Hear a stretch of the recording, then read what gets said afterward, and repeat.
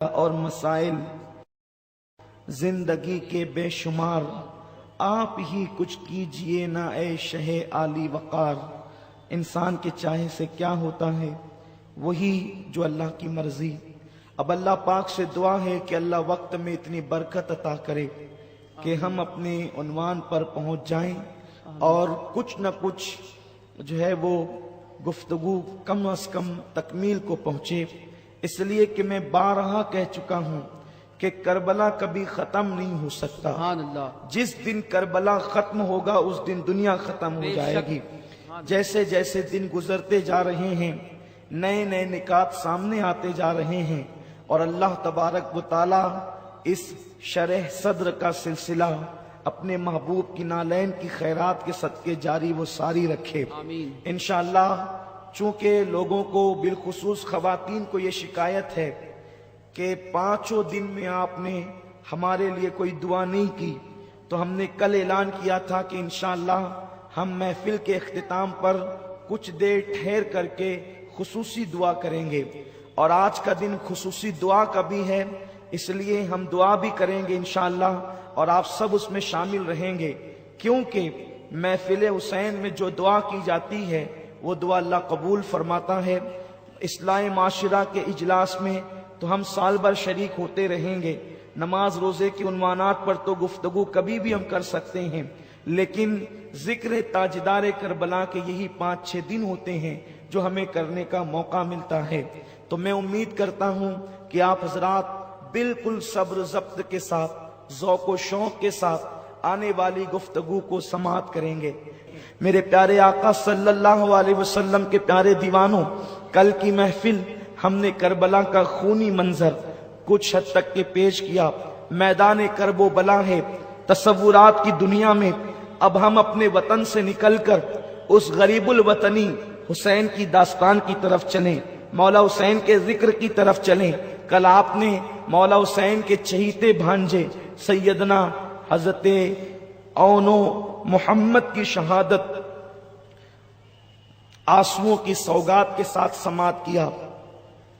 اب آگے کا ذکر آتا ہے کہ سیدہ زینب سلام اللہ علیہا نے جب اپنے دونوں بچوں کی شہادت دیکھی، جس وقت انہوں نے بچوں کو رخصت کیا، وہ شیر خدا کی بیٹی کی حیثیت سے، فاطمۃ الزہرا کی بیٹی کی حیثیت سے، لیکن جیسے ہی بچوں کا لاشا آیا تو بچوں کے لاشے کو دیکھ کر پھر ممتا تڑپ گئی، اور اب وہ بیٹی اور وہ بیٹی کا اپنا بہادرانہ انداز مغلوب ہو گیا، اور ماں نے بچوں کی لاش دیکھ کر جب ممتا تڑپ اٹھی تو میرے بچے کہہ کر کے رونے لگی، لیکن دوسری ہی آن میں اس ماں پر پھر ممتا کا معاملہ مغلوب ہو کر کے اب شیر خدا کا خون پھر غالب آیا، اور کہا حسین اللہ نے میری قربانی قبول کر لی، میرے بھائی اب قیامت کے دن تیری بہن زینب سیدہ کی بارگاہ میں شرمندہ نہیں جائے گی، سر جھکا کر نہیں جائے گی، شرمیلے انداز سے نہیں جائے گی، رسوائی کے ساتھ نہیں جائے گی۔ اب قیامت کے دن امی فاطمہ کی بارگاہ میں مجھے بھی سرخروئی کا تمغہ ملے گا۔ اس کے بعد ابھی بہن اور بھائی میں یہی گفتگو ہو رہی تھی کہ خیمے کے اندر سے کسی کے کراہنے کی آواز آئی، کسی کے رونے کی آواز آئی، رونے والا روتا ہے، سسکنے والا سسکتا ہے۔ ایسے میں مولا حسین عجیب کیفیت ہے، باہر کربلا ہے، اندر خیمے میں قیامت ہے، قیامت صغرا قائم ہے، اپنے عزیزوں کے لاشیں اٹھا کر کے کمر نڈھال ہے، جسم نڈھال ہے، چہرے پہ افسردگی کے آثار ہے، زلفیں بکھری ہوئی ہے، داڑھی پر خون کے قطرے ہیں، بدن کپڑے خون سے لت پت ہے۔ ایسے عالم کے اندر کبھی میدان کرب و بلا کی طرف دیکھتے ہیں، کبھی خیمے کی طرف۔ مولا حسین نے ادھر بہن کو تسلی دینا شروع کیا، ادھر خیمے سے رونے کی آواز آئی۔ جب رونے کی طرف توجہ کی گئی تو رونے والا کوئی اور نہیں، مولا حسین کی سب سے چھوٹی چھوٹی بیٹی سیدہ سکینہ فاطمہ رو رہی تھی. مولا حسین نے توجہ دیا تو کیا منظر دیکھتے ہیں کہ چچا عباس کے پاس، چچا عباس کو اپنے پاس بٹھا کر کے سکینہ ہاتھ پکڑ کر کہتی ہے چچا آپ نے اپنی بھتیجی کی کبھی کوئی بات نہیں ٹالی.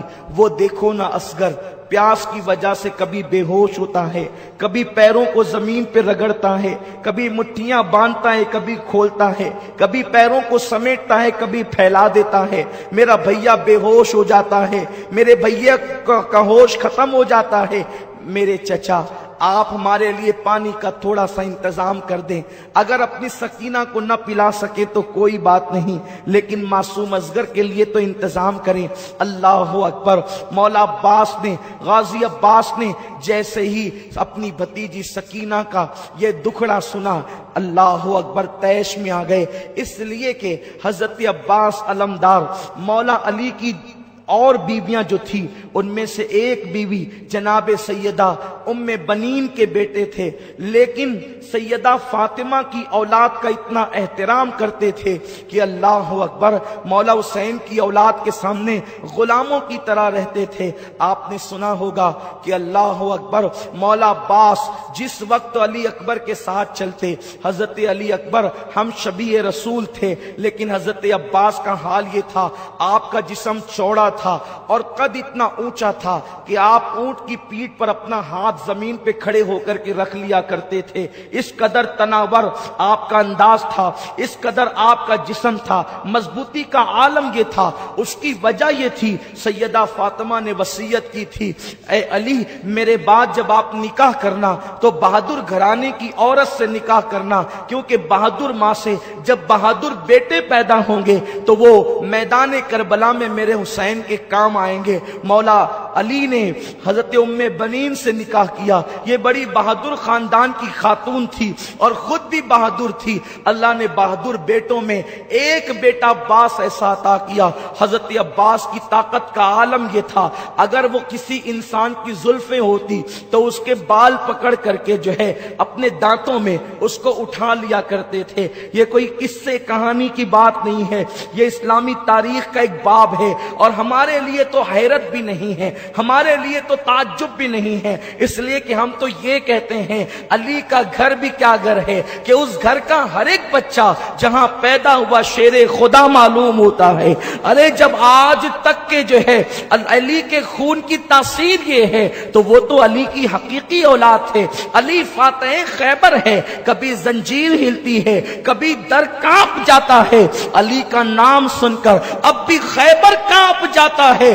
قد اتنا اونچا تھا کہ بال پکڑ کر دانتوں سے انسانوں کو اٹھانا چاہے تو اٹھا لے، اونٹ کی پیٹھ پر زمین پہ کھڑے ہو کے ہاتھ رکھ لے. لیکن جس وقت حضرت عباس علمدار حضرت علی اکبر کے ساتھ مدینہ منورہ کی سرزمین پر چلتے تو اپنے گھٹنوں پہ ہاتھ رکھ لیتے اور رکوع کی حالت میں جھک جھک کر کے چلتے. کسی نے کہا عباس یہ تیرا بھتیجا ہے علی اکبر، اور جب تم ان کے ساتھ چلتے ہو تو جھک کر کے چلتے ہو. تو مولا عباس نے کہا تم دیکھتے نہیں یہ فاطمہ کا پوتا ہے اور ہم شبیہ رسول ہے، اگر میں اٹھ کر کے چلوں گا تو میرا سایہ تصویر رسول پہ نہ پڑ جائے، اس لیے میں جھک کر کے چلتا ہوں تاکہ تصویر رسول کی بے ادبی نہ ہو جائے، ہم شبیہ رسول کی بے ادبی نہ ہو جائے.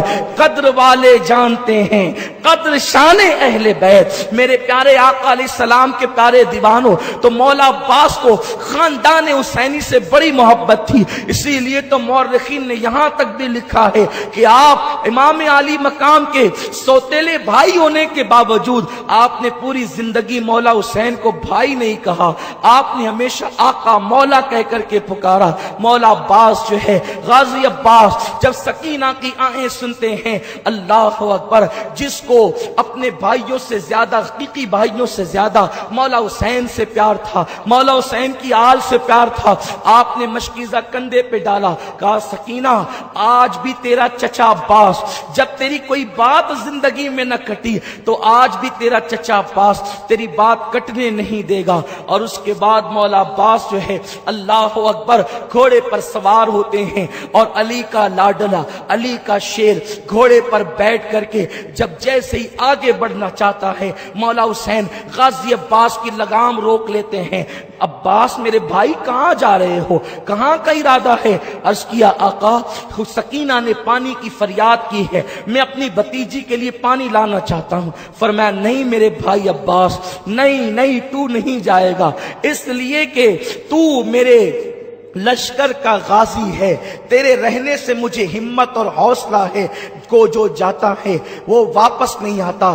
غازی عباس نے کہا آقا حسین میں سب کچھ برداشت کر سکتا ہوں، اپنی بھتیجی کی فریاد کو ٹال نہیں سکتا، آپ مجھ سے امتحان نہ لے میرے آقا، میری شہزادی کے شہزادے امتحان نہ لے، میری آقا زادی کے شہزادے امتحان نہ لے، مجھے جانے دے۔ اس کے بعد مولا حسین نے جو ہے لگام گھوڑے کی چھوڑی ہے اور عباس نے ایڑ لگائی ہے۔ اللہ اکبر، غازی عباس جب چلے ہیں اللہ اکبر، وہاں فرات کے کنارے پر پہلے دن تو 500 کا پہرا تھا، لیکن جب جنگ شروع ہو گئی تو تقریباً 2000 سپاہ کو وہاں پر کھڑا کر دیا گیا تھا۔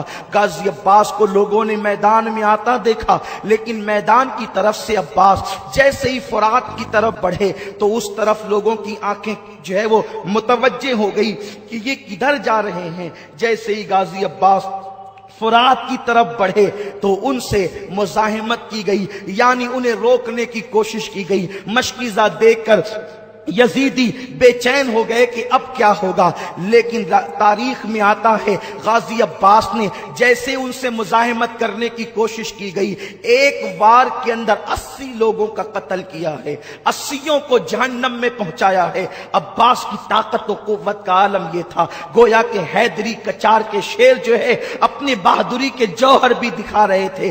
3 دن کے پیاسے ہیں اور یہ حال ہے، اگر پیاسے نہ ہوتے تو یزیدیوں کے چھکے چھڑا دیتے، یا پھر اگر پیاس کے باوجود بھی وعدہ وفا کرنا نہ ہوتا اور جانے بچانے پر آتے تو اللہ اکبر اپنی تلواروں کے اشارے سے زمین پلٹ دیتے، لیکن وہاں تو وعدہ نبھانا تھا، وہاں تو وعدہ وفا کرنا تھا۔ غازی عباس ان سے لڑتے لڑتے جب اپنے گھوڑے کو لے کر فرات کے اندر پہنچے، یعنی گھوڑے کے 2 پیر فرات کے اندر تھے، دریائے فرات کے اندر، اور 2 پیر باہر تھے، آپ نے جیسے ہی گھوڑے کو کہا ذرا تو پانی پی لے۔ اللہ اکبر، یہ وہ روایتیں ہیں جو محتاط مورخین کی لکھی ہوئی ہے، اور لیکن ایک بات یاد رکھیں، ہم عشق کے بندے ہیں، کیوں بات بڑھائی ہے، سر سوے روضہ جھکا پھر تجھ کو کیا، دل تا ساجد یزیدیا پھر تجھ کو کیا، دل تا ساجد یزیدیا پھر تجھ کو کیا۔